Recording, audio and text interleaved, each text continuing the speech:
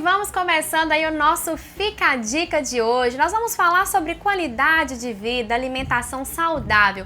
Você que está em casa, fica atento aí durante a sua alimentação, as coisas que você come durante o dia. Você sabe a importância dessa alimentação aí para a sua saúde, né, para a sua vida? Então a gente vai falar hoje um pouquinho sobre isso, né? E para esclarecer essas dúvidas, nós vamos conversar com a nutricionista, que é a Maria Emília, que vai estar aqui apresentando pra gente algumas coisas aqui no nosso Fica a Dica de hoje. Maria Emília, primeiramente queria agradecer sua participação com a gente, pra gente falar de um assunto que é tão importante, né? Quando a gente fala de qualidade de vida, né? Essa questão de saber o que comer, os horários corretos. Eu tô vendo aqui que você trouxe algumas coisas pra gente aqui, algumas variedades aqui. Nós vamos falar então sobre fibras, não é isso? Sobre as fibras. E pra gente já começar a entender um pouquinho desse mecanismo, o que são as fibras? As fibras, elas são a parte não digerível, nosso corpo não é capaz de digerir, dos alimentos de origem vegetal. E qual que é a importância dela assim, para o nosso organismo, né, no dia a dia? A principal função dela é equilibrar a nossa flora intestinal. Ou seja, faz o nosso intestino funcionar de forma correta. Isso acaba prevenindo a constipação intestinal, né, que é um problema que atinge a sociedade hoje em dia, muitas pessoas têm. E, consequentemente, a gente previne uma diverticulite, a gente previne um câncer coloretal, né? E, além disso, as fibras elas auxiliam para diminuir a glicose no sangue, ela diminui também o colesterol no sangue, e auxilia no emagrecimento, porque ela dá mais saciedade para a pessoa. Eu acho interessante a gente pegar esse tópico e falar de fibras, porque eu acho que é um assunto que não é tão comentado, tão abordado. A gente vê que hoje em dia as pessoas estão tão preocupadas em emagrecer, em fazer essas dietas loucas, que ela não olha um pouco essa questão da necessidade das fibras, né, dos benefícios que ela tem. Como que é trabalhar das fibras? Elas têm um segmento, elas são diferentes? Como que elas são encontradas nos alimentos?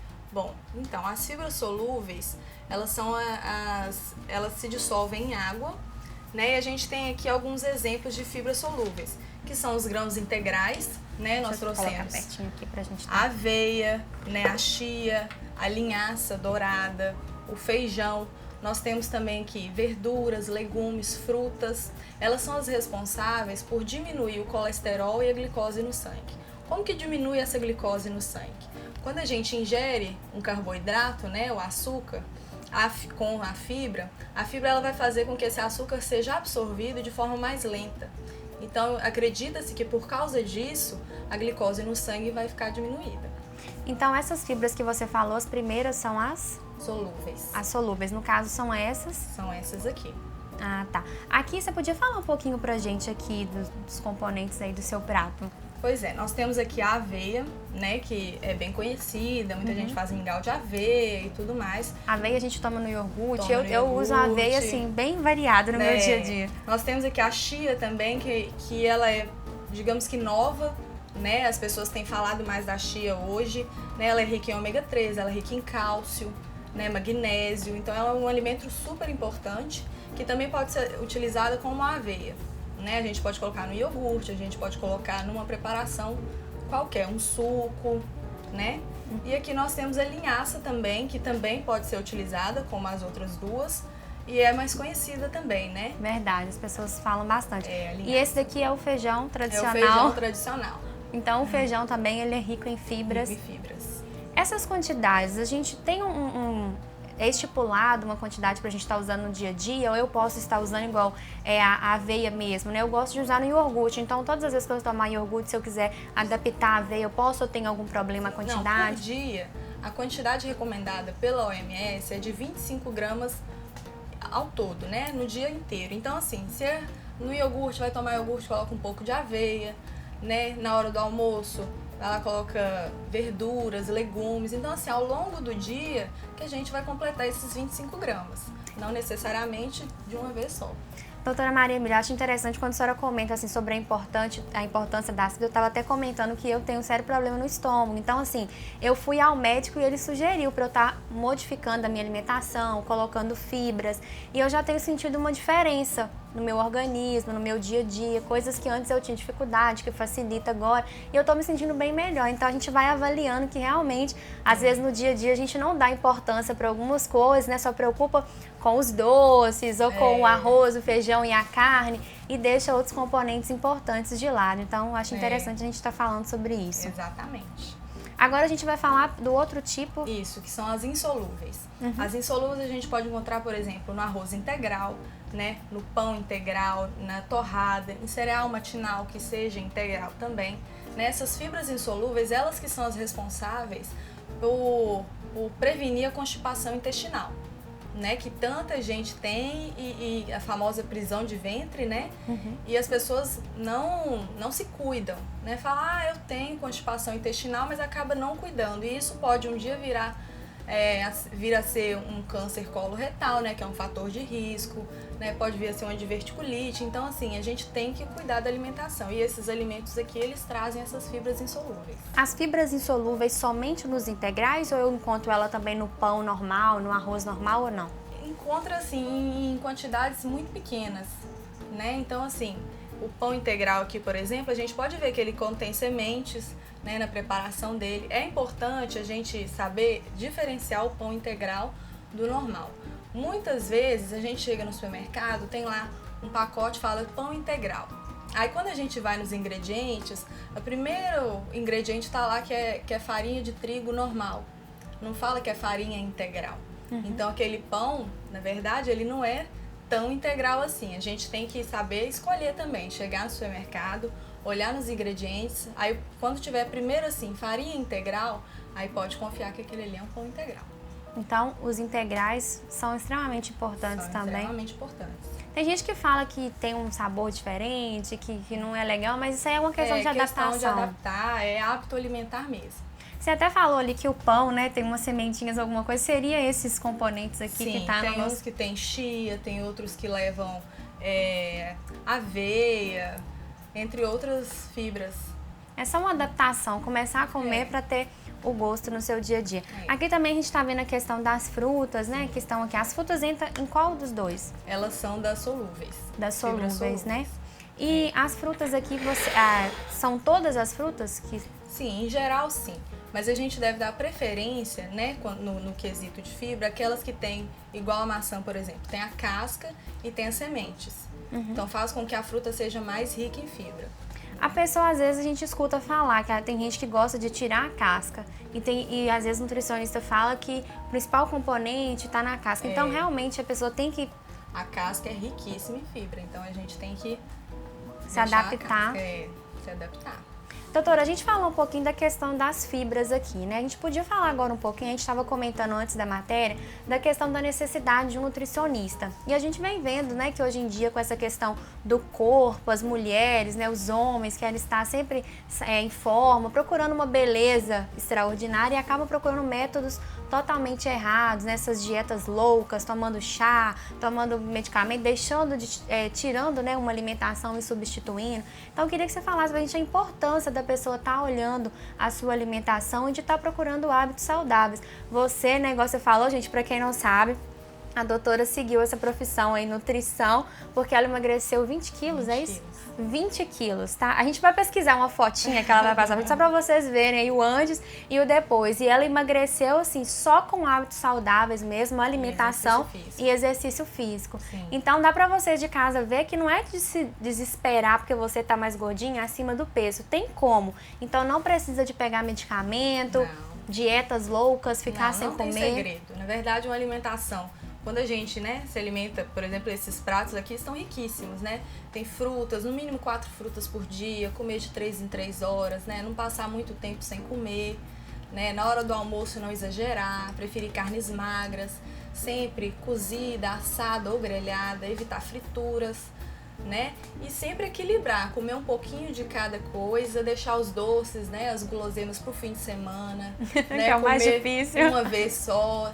Sabe, é questão de hábito alimentar. A gente tem que se reeducar para poder chegar ao emagrecimento. Porque realmente, infelizmente, hoje as pessoas estão buscando vários métodos, né? Dieta de chá, dieta da sopa, né? De shake. Então a gente tem que priorizar também a saúde, não é só o emagrecimento sem saúde. A gente tem que...